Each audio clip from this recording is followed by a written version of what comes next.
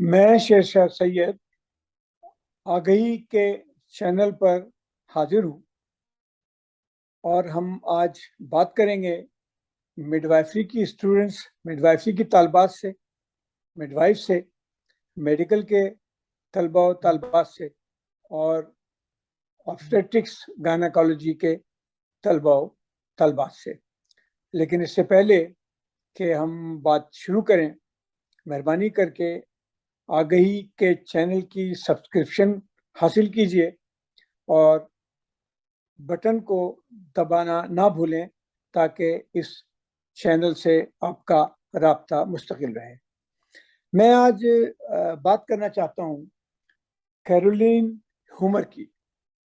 Caroline humour گزشتہ 30 سالوں سے مڈ وائف ہیں۔ وہ آسٹریلیا میں کام کرتی ہیں اور آسٹریلیا میں مڈ وائفری کی تعلیم میں مصروف ہیں، مڈ وائفری کی تربیت میں مصروف ہیں اور بہت ایکٹیو، بہت ہی عملی زندگی لیبر روم میں گزار رہی ہیں۔ کیرولین نے ایک مضمون لکھا ہے جس میں انہوں نے مرے ہوئے بچے کی پیدائش کے بارے میں لکھا ہے۔ تو آج کا موضوع ہمارا مرے ہوئے بچے کی پیدائش ہے۔ کیرولین یہ کہتی ہیں کہ 30 سالوں میں لیبر روم میں جب بھی کوئی بچہ پیدا ہوتا ہے تو ایک خوشی کا سما ہوتا ہے، لوگ ہنستے ہیں، ماں اور باپ دونوں ہنس رہے ہوتے ہیں۔ اکثر و بیشتر ماں یا باپ کے رشتہ دار بھی لیبر روم میں موجود ہوتے ہیں اور اس خوشی میں سب کی ہنسیاں مل کر ایک خوبصورت سا سما پیدا کر دیتی ہیں۔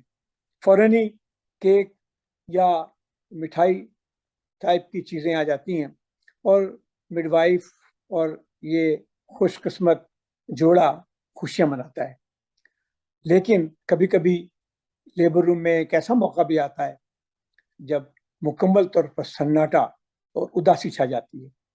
یہ وہ وقت ہوتا ہے جب کوئی ماں آ کر کے ایک مرے ہوئے بچے کی پیدائش، ماں کے ساتھ ایک مرے ہوئے بچے کی پیدائش ہوتی ہے، جس کو ہم اسٹل برتھ کہتے ہیں، یعنی مرا ہوا بچے کا پیدا ہونا۔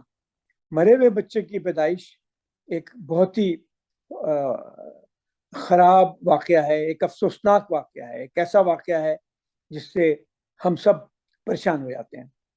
پہلے زمانے میں یہ ہوتا تھا کہ جیسے ہی مرا ہوا بچہ پیدا ہوتا تھا، مڈ وائف یا جو بھی اسکل برتھ اٹینڈنٹ وہاں پہ ہوتی تھی اس مرے ہوئے بچے کو لپک کر کے، جمپ کر کے پکڑتی تھی اور اس کو لپیٹ کر کے خاموشی سے کسی کے حوالے کر دیتی تھی۔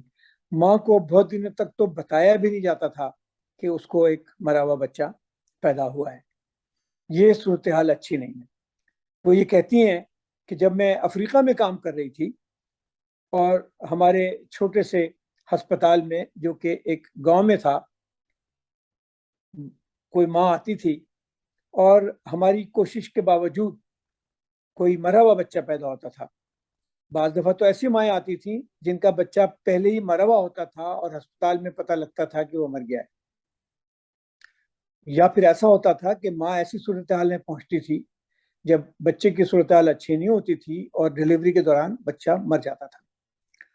تو میں نے یہ دیکھا اور میں حیران رہ گئی کہ جب بھی مرا ہوا بچہ پیدا ہوتا تھا تو ماں کی بہت ساری سہیلیاں اور خاندان کے لوگ جمع ہو جاتے تھے، اس مرے ہوئے بچے کو ایک خوش رنگ کپڑے میں جس میں کئی دھاریاں ہوتی تھیں لپیٹتے تھے اور وہ ساری عورتیں ماں کے ساتھ اس بچے کو لے کر بیٹھتی تھیں، اور جب ماں گھر جاتی تھی اسی وقت تو اس بچے کو اسی خوش رنگ کپڑے میں لپیٹ کر کے گھر جا کر کے اس کی آخری رسومات ادا کی جاتی تھیں۔ وہ آج مجھے سمجھ میں آتا ہے کہ وہ افریقی عورتیں ایسا کیوں کرتی تھیں۔ وہ اس طرح اس لیے کرتی تھیں کہ وہ ماں کے ساتھ اپنی سولیڈریٹی، یعنی ماں کے ساتھ کھڑا ہونا اور اس کو اس بات کا احساس دلانا کہ بھلے تمہارا مرا ہوا بچہ پیدا ہوا ہے، ہم تمہارے ساتھ ہیں، ہم تمہارے خاندان کے ساتھ ہیں، ہم تمہارے شوہر کے ساتھ ہیں اور اس پورے غمناک لمحے میں ہم تمہیں نہ صرف یہ کہ اپنے بچے کی یاد دلائیں گے بلکہ اس یاد کے ساتھ تمہارے ساتھ رہیں گے۔ یہ ایک بہت اچھا طریقہ ہے۔ سارے مڈ وائف، سارے ڈاکٹروں کو سمجھنا چاہیے کہ اسٹل برتھ، مرے ہوئے بچے کی پیدائش ایک افسوسناک اور خوفناک واقعہ تو ضرور ہے، لیکن اس افسوسناک خوفناک واقعے سے پریشان ہو کر کے ماں کو غلط اور جھوٹ اطلاعات نہیں دینی چاہیے۔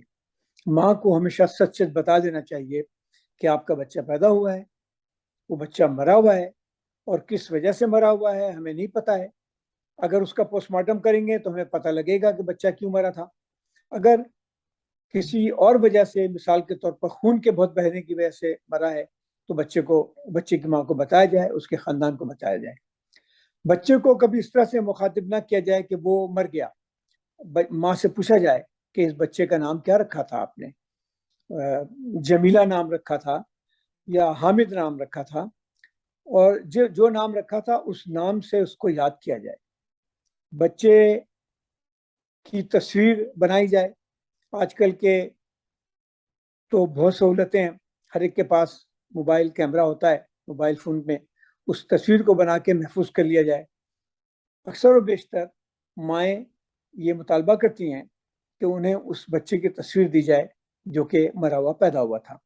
کوشش یہ ہونی چاہیے کہ اس بچے کے لیے جو بھی کپڑے والدین لے کے آتے ہیں انہیں پھینکا نہیں جائے، انہیں بچے کو پہنایا جائے۔ اگر ماں اس بچے کو اپنے گود میں لے کے پیار کرنا چاہتی ہے تو اسے اس بات کا موقع دیا جائے، اس بات کو سمجھا جائے کہ اس بچے کی موت ایک اہم واقعہ ہے، اور شاید اس واقعے کے بعد اس عورت کے مزید 2-3 بچے ہوں گے، یا شاید 5-6 بچے ہو جائیں، لیکن اس بات کا دھیان رکھنا چاہیے کہ یہ عورت اس اپنے پہلے بچے کو ہمیشہ یاد رکھے گی، اور کبھی بھی اس بچے کو اس طرح سے نہیں بیان کیا جائے جیسے وہ مرا ہوا کوئی چیز تھا۔ وہ ایک انسان تھا، وہ ایک بچہ یا بچی تھی جس کو زندہ رہنے کا حق تھا، لیکن کسی وجہ سے وہ بچہ دانی میں مر گیا، یا لیبر روم میں پیدائش کے درمیان اس کی موت واقع ہو گئی۔ تو اس بچے کا خیال رکھنا بہت ضروری ہے، اور اس بچے کے ساتھ ساتھ اس ماں کا خیال رکھنا بھی ضروری ہے۔